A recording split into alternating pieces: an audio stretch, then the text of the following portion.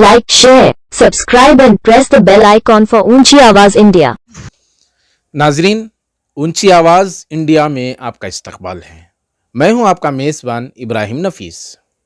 गुज़िश्ता दिनों शहर बेंगलोर के केजी हल्डी और डीजे हल्डी के तशद्दुद के बाद बेकसूरों की गिरफ्तारियों का जो सिलसिला था वो तमाम के सामने आया है।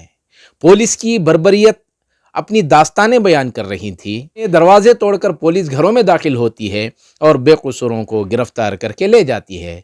तकरीबन 7 महीने का अरसा हुआ और काल कोठरियों में उन मासूमों की जिंदगियां बर्बाद हो गईं।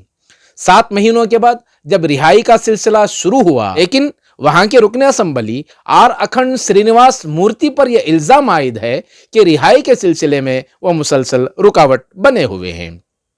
उनकी जानिब से एलिगेशंस दाखिल किए जा रहे हैं।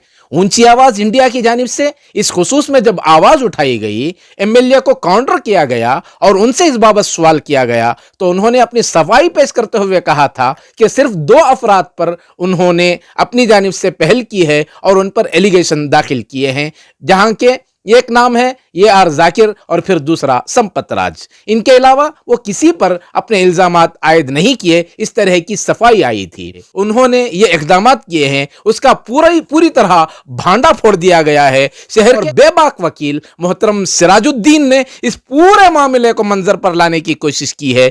चलिए जानते हैं मोहतरम सिराजुद्दीन साहब से। जी, इस्तकबाल है मोहतरम सिराजुद्दीन साहब आपका। हकीकत बताइए, एमएलए की जानिब से कैसे कैसे इक़दामात हुए हैं और आप अपनी जानिब से क्या जवाब दाखिल किए हैं? हकीकत ये है कि देखो, जैसे भी जो भी क्राइम नंबर 208 और 219 जो एमएलए के घर को कनेक्टेड मैटर है, वो क्राइम दाखिल हुए थे। सबसे पहले ये एफआईआर जो किया है पॉलिटिकल प्रेशर की वजह से किया है। इसमें ये केस के अंदर कुछ दम नहीं है।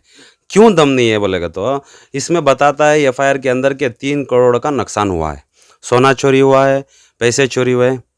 अभी चुराने वाला चोर तो कोई होगा।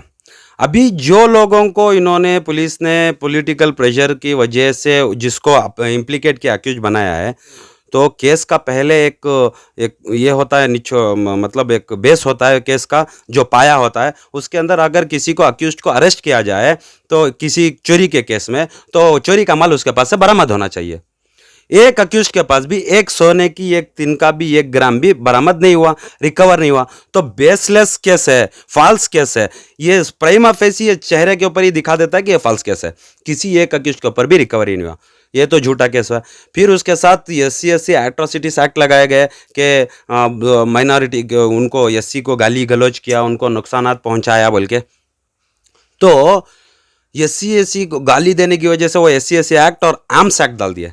आर्म्स एक्ट यानी कि वेपन्स लिए, लॉन्ग लिए, बॉटल लिए, पेट्रोल लिए करके डाले। ये पूरी चार्जशीट के अंदर, पूरे इसके अंदर 1 पैसे की रिकवरी किसी के पास नहीं है। 1 पैसे की 1 ग्राम सोना किसी के पास रिकवर नहीं है, तो गया किधर? तो जिसने चुराया उसको पकड़े नहीं तो कंप्लेंट खुद झूठा है, नहीं तो कोई चुराया होगा। अभी चुराने वाला भी किसी सेठ के पास या किधर भी बिकाया होगा, कोई माजर नहीं है, कोई रिकवरी नहीं है, कोई सबूत भी नहीं है, तो मालूम होता है कि झूठा केस है। फिर ये झूठे केस को स्ट्रांग बनाने के लिए वो क्या करता है, बेल एप्लीकेशन हम लोग फाइल करते हैं। सेक्युलर एडवोकेट से फ्रेंड फाइल कर रहे हैं, हमारे अनीस साहब भी फाइल किए हैं, मुजफ्फर साहब भी फाइल किया है, अलग अलग ताहिर भी, हमारा एडवोकेट ताहिर भी फाइल किए हैं, और बहुत से एडवोकेट्स, हाँ हमारे बालन सर भी फाइल किए हैं। बहुत से एडवोकेट्स, शहर के मुख्तलिफ एडवोकेट्स फाइल किए हैं। जो भी फाइल करते हैं एडवोकेट्स, उनके खिलाफ एक पिटीशन यानी कि ऑब्जेक्शन पड़ता है। ऑब्जेक्शन भी फॉर्मल ऑब्जेक्शन नहीं, एकदम स्ट्रांग ऑब्जेक्शन फाइल करता है कि ये लोग एमएलए के, सिटिंग एमएलए को के घर को लूटे, मारे, तोड़े, जलाए, पुलिस स्टेशन को जलाए। पुलिस स्टेशन जलाने वालों को ही केस, जो ओरिजिनल अक्यूज्ड हैं, जिनको यूएपीए ले लिया गया, जो एक्चुअल अक्यूज्ड हैं, जिनका इन्वॉल्वमेंट है, उनको यूएपीए में 24 को डीजीएल में, 25 को केजीएल में लिया गया। तो वो तो एनआईए की इन्वेस्टिगेशन की रिपोर्ट है। इसके अलावा जो लोग वहाँ पे खड़े थे, जिनको विटनेस बनाना चाहिए था, जो वहाँ पे आई विटनेस ऑफ द इंसिडेंट था, उनको भी अक्यूज्ड बना दिया। तो ये अक्यूज्ड बनाने की पुलिस वालों को भी गुस्सा था उसके अंदर। सबको जो भी रास्ते में मिला, जो भी घर में मिला, उनको डाल दिया। अभी ये बेकसूर लोग अंदर सड़ रहे।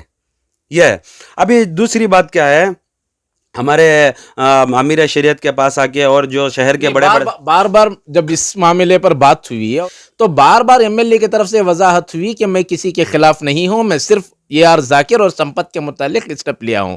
तो उसकी आड़ में जो लोग बेकसूर गिरफ्तार हैं, उनकी रिहाई में रुकावटें हो रही हैं, इसकी हकीकत क्या है? बेकसूर के जो भी बेल का एप्लीकेशन डाल रहे हैं उसके रुकावट तो डाल रहे हैं। उनके अखंड श्रीनिवास मूर्ति का एक एडवोकेट है मूर्ति दयानंद नायक बोल के, 22 तारीख को जब बेल की पिटीशन थी तो ऑब्जेक्शन फाइल करना चाहिए था प्रोसिक्यूटर को, तो स्पेशल पब्लिक प्रोसिक्यूटर अपॉइंट किया गया तो उन्होंने ये इतने पेज का ऑब्जेक्शन डाला। इतने पेज का ऑब्जेक्शन डालने के बाद में किन अक्यूज़ों को डाला ये मैं बताता हूँ। डालने के साथ साथ इन्होंने क्या किया, सुप्रीम कोर्ट में जो SLP डाला है इसके ऊपर हमारे इन दोनों के ऊपर संपत और जाकिर के ऊपर, वो पिटीशन कॉपी भी साथ में वो लगाया। और अक्यूज़ों को, जिन बेकसूर लोगों को इन्होंने ऑब्जेक्शन डाला है उनके नाम है A9 अंसर, A12 ज़मीर, A27 Liaquat, A28 Syed Mohsin, A29 Syed Mohammad Jameel, A30 इम्तियाज़ अली सेठ, A37 मोहम्मद नफीस, A38 असीम पाशा, A40 मोहम्मद आरिफ, A41 शमशीर, A45 Syed Junaid, A51 Syed Tabrez, A53 Mohammad Salman, A62 Mudassir Khan और A63 सुहेल। इसके अलावा जो एडवोकेट, जैसा कि एडवोकेट ताहिर हैं, एडवोकेट बालन साहब हैं, एडवोकेट अनीस साहब हैं और ताहिर साहब हैं, ये सब लोग जो अलग अलग बेल पिटिशन इसके अलावा जो डाले थे उन सब में ऑब्जेक्शन डाला है। सबको ऑब्जेक्शन डाला है, किसी को छोड़ा नहीं है। ऐसे ऑब्जेक्शन क्या मुतालबा है उसका? एमएलए का क्या मुतालबा है, डिमांड क्या है? एमएलए तो कोर्ट को नहीं आ सकता, उसको रिप्रेजेंट करने वाला एक एडवोकेट होता है, वो आके बोलता है कि ये लोग शहर के बड़े खतरनाक मुजरिम हैं, हाँ इनको तो ये जो केस डाला है इनको ये बहुत ख़तरनाक है, आज पुलिस स्टेशन को जलाए, एमएलए के घर को जलाए, इनको सबक सिखाना चाहिए। ऐसे लोगों को बाहर छोड़ेंगे तो विटनेस को टैंपर करेंगे, सबूत को मिटाएंगे, डराएंगे, धमकाएंगे, फिर दूसरे के अगर वो उसके स्टेटमेंट को वापस लो बोल के जुल्म करेंगे। ये लोग की सब मिलके एमएलए के घर वालों को और जो भी इंडिपेंडेंट विटनेस हो, पुलिस विटनेस हो, उसको सबको टैंपर करेंगे, ऐसे वगैरह वगैरह। बहुत से बोलने तो बहुत लंबा है बोलने का, लेकिन मैं जो शॉर्टकट में बोल रहा हूं, ये बहुत ऐसा एलिगेशन दिया तो जज का दिमाग ही डाइवर्ट करके रखे हैं। सवाल ये है कि मामलात एक तरफ आने के बाद एमएलए के साथ जिन लोगों का उठना बैठना है, यूं समझिए कि उनके बिल्कुल राइट हैंड लेफ्ट हैंड या जो उनकी चमचागिरी में मसरूफ होते हैं, ऐसे लोग बाज बिकाऊ चैनल्स को लेकर वहां वजाहतें पेश कर रहे हैं कि एमएलए के जिस रुख को पेश किया जा रहा है वो रुख गलत है, एमएलए बहुत सेक्युलर है, बहुत अच्छा आदमी है, इस तरह के इकदामात में कभी फंसता नहीं है। तो कानूनी तौर पर और ग्राउंड लेवल पर क्या मामलात हैं, जरा उस पर वजाहत फरमाएं। वो हमें एक मिसाल देती हूँ, बिल्ली अंख्या मुझको दूध पी तो किसे मालूम नहीं होता अगर को, ऐसा एमएलए भी उनके साथ वाले को एमएलए की वजाहत करे थी ना, बहुत अच्छे कर को बोले मेरे पास सबूत है ना, ये सबूत कोर्ट का सबूत है, ये मैं मेरा बनाया हुआ नहीं, ये कोर्ट में जो ऑब्जेक्शन डाले हैं वो सबूत है। सामने आके मैं तुम्हारे साथ हूँ करको बोल को, दो आंसू गिराना, मगरमच्छ के आंसू गिराना, मैं तुम्हारे साथ हूँ करको बोल को, लोगों को कॉन्फिडेंस जितना, ये झूठ मुनाफिकत है, ये झूठ बोल रहा है।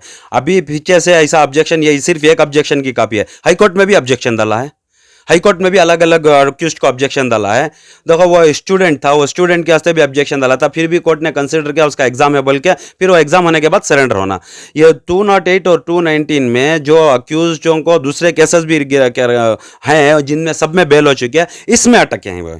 अगर इसमें बेल हो गई तो वो सब रिहा हो सकते हैं। ये चाहता है कि ये लोग बाहर ना आए। अभी सबके सामने, बड़े बड़े शख्सियत के सामने, शहर के जिम्मेदारान के सामने, यहाँ के अमीर शरीयत के पास और दूसरे पॉलिटिशियंस के पास, जहर के जिम्मेदारान के पास आके बोलता है नहीं अन्ना मैं कुछ नहीं करता, नहीं भैया मैं कुछ नहीं करता, मैं बता दिया हूँ मैं करता नहीं बोल के। इनके साथ में रहने वाले जानते हैं या नहीं जानते पता नहीं, क्या उनको भी आंखों में धूल झोंक रहा है ये भी पता नहीं, और इनके ऑब्जेक्शन से भी कुछ होना है करके बोल के नहीं, सिर्फ ताखिर हो रही है, आज नहीं तो कल, ये ताखिर हुई एक हफ्ता नहीं तो दूसरा हफ्ता, ये कोर्ट में नहीं तो हाई कोर्ट नहीं तो सुप्रीम कोर्ट लेंगे। जब बेकसूरों को निकालने के लिए अल्लाह की उनके साथ अल्लाह की मदद है, उनके माँ बहनों की दुआ है, उनके बीवी बच्चों की दुआ है। तो एक माँ के पेट में बच्चा भी नहीं रहता तो जेल के अंदर कैदी भी नहीं रहता, ज़रूर आएंगे, ज़रूर उनको निकालेंगे ज़रूर। ये केस के डिस्चार्ज है यानी कि एक्विट होने का केस है, जितना भी जोर लगा रहे 3 करोड़ की रिकवरी इसको खुद दिखाना पड़ता है।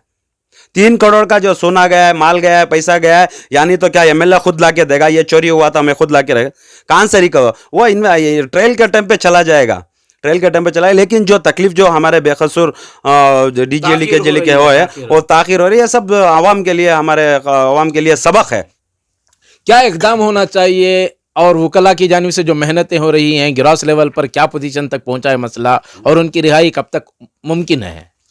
देखो, जब तक मैं ये यकीन रखता हूँ कि जैसे उन अल्लाह के ऊपर यकीन रखता हूँ, उनका रिज़्क़ जब जेल के अंदर ख़त्म होता है तो अपने आप आ जाएंगे इंशाअल्लाह। हमारी काम के साथ उनके माँ बहनों की दुआ भी हमारे साथ है, अल्लाह की मदद भी हमारे साथ है। ये एमएलए उसका money power, political power, muscle power, जो भी पावर यूज़ करे, हमारे साथ अल्लाह का पावर है, हमारे साथ मजलूमों की दुआओं का, माँ बहनों की दुआओं का पावर है, साथ साथ हमारे काम का भी पावर है। और अल्लाह ताला की जिसके साथ मदद होती है, ये मजलूमों के साथ कोई ना, अल्लाह को मालूम है, पूरी दुनिया को मालूम है कि बेकसूर पहुँचे। बेकसूर मजलूम की दुआ अल्लाह ताला किसी की रद्द नहीं करता। उन माओं की दुआ, उन बीवियों की दुआ, वो सब बेकार नहीं जाएगी। इसके पॉलिटिकल प्रेशर के साथ, पॉलिटिकल पावर के साथ, मनी पावर के साथ, मैन पावर के साथ, ये जितना कोशिश करता कर ले, हम भी इंशाअल्लाह ठान के रखे हैं सारे एडवोकेट्स, इंशाअल्लाह ये बेकसूरों को रिहाई ही नहीं बल्कि उनको केस से वजह करके उनको बरी भी कराएंगे इंशाअल्लाह। जो बेकसूरों को जो फायरिंग किया है, फेक एनकाउंटर हुआ है,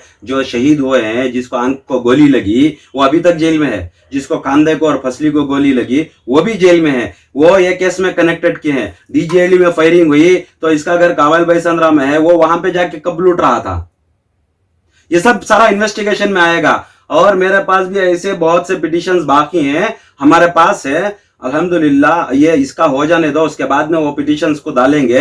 नवीन को कैसे नहीं लिया जाएगा ये केस के अंदर, सारी फसाद की जड़ को क्यों नहीं लिया गया, एमएलए उस टाइम पे कैसे किसको किसको प्रेशर करके किसको किसको कहां से अरेस्ट करा है, मुसलमानों के सबर का, वो आगे मुसलमानों के सबर का इम्तिहान लिया गया।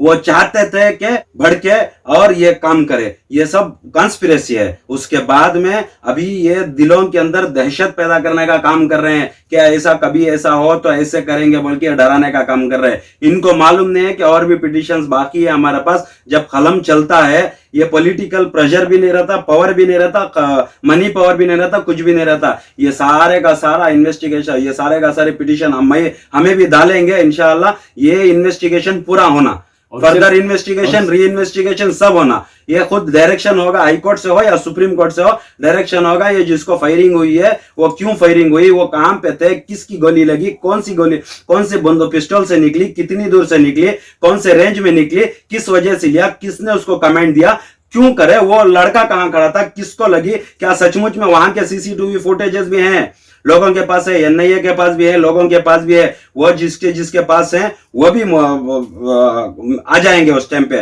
और ये जब इन्वेस्टिगेशन, फेयर इन्वेस्टिगेशन होगी तो जब पता चलेगा कि विक्टिम कंपनसेशन एक्ट में क्या हिसाब से कौन देगा, और जब पता चलेगा कि कौन से पिटीशन में कौन आके जवाब देगा बोल के। Money power, man power, muscle power, political power, ये सारी एक तरफ रख दो। जब ये कानून का कलम का पावर चलता नहीं, ये सब उठते भी नहीं। एक पिटीशन ये पूरे सो जाती है, भागती है, रास्ता ढूंढती है। मनी पावर भी रास्ता ढूंढता, पॉलिटिकल पावर भी रास्ता ढूंढता, मसल पावर भी रास्ता ढूंढता। ये कानून के हथकंडे हम एडवोकेट्स के पास हैं, जो अल्हम्दुलिल्लाह अल्लाह ताला ने हमको दिया है। जब बेकसूरों को निकालना भी जानते हैं तो बेकसूरों को इंसाफ भी दिलाना जानते हैं, जो शहीद हुए उनके हक में लड़ना भी जानते हैं। ये सिर्फ पिटीशन डाल के कौम को, अवाम को डराना और तसल्ली देना ताकि अवाम का रहम जीते, तुम्हें आओ मेरे पास मैं करता हूं बोल के, कल ये दिल के अंदर आ जाए कि हमारा एमएलए नहीं होता तो बच्चे बाहर नहीं आते, ये सब निकाल दे दिल में से।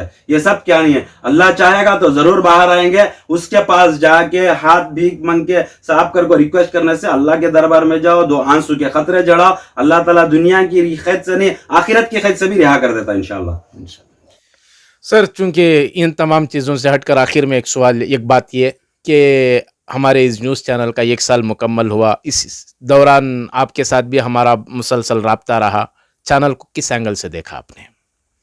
चैनल तो अल्हम्दुलिल्लाह आपका बहुत अच्छा है। दो जो हकीकत है उसको तलाश करते हैं, जो अवाम जो जिससे मतलब ये नहीं है, मतलब जो अवेयरनेस नहीं है वो अवेयरनेस क्रिएट करते हैं। और जहाँ भी जो भी इंसिडेंट जो हकीकत जो जो स्टेट के चैनल्स जो नेशनल चैनल्स छपाते हैं उसको बाहर लाने की आप लोग कोशिश करते हैं। इंशाल्लाह आपकी कोशिश जारी रखे, अल्लाह ताला आपको जज़ाए खैर अता फरमाए और आपके चैनल को कामयाबी अता फरमाए।